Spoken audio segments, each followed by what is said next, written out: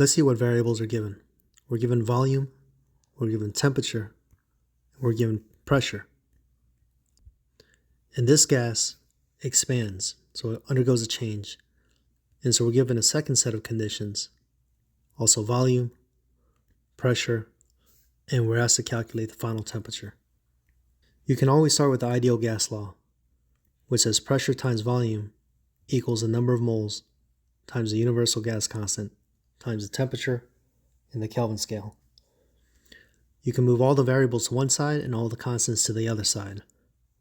The only constants here are the number of moles and the gas constant. The number of moles is not changing. So let's take temperature to the other side. Then you get this expression. PV over T is equal to the number of moles times the universal gas constant. The stuff here on the right side is a constant.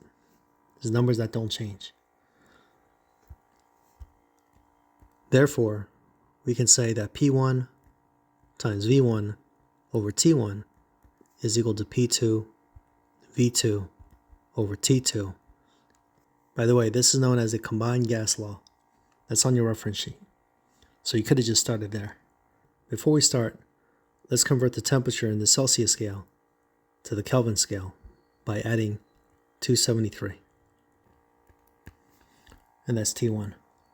I've colored all the initial conditions in maroon and all the final conditions in green. Next, let's rearrange the combined gas law to solve for the desired variable, the final temperature. We can get rid of fractions by cross multiplying.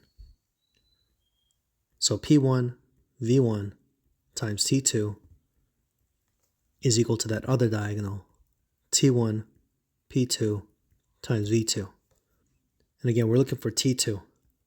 So let's isolate T2 by dividing through by P1V1. Finally, we can plug in our numbers. T1 is 293 Kelvin.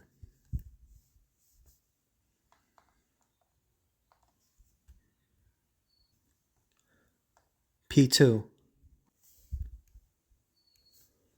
56.7 kilopascals, and V2 is 8 liters. That's going to go for P1. The initial pressure is 86.7. Sorry, this should say V1. And then the initial volume is 3.5 liters.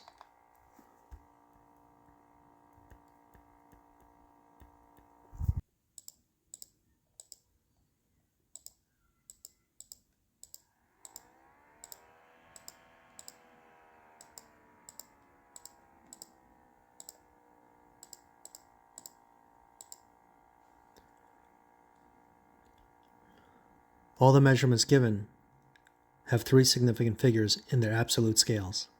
So our final answer should have 3 significant figures, 438.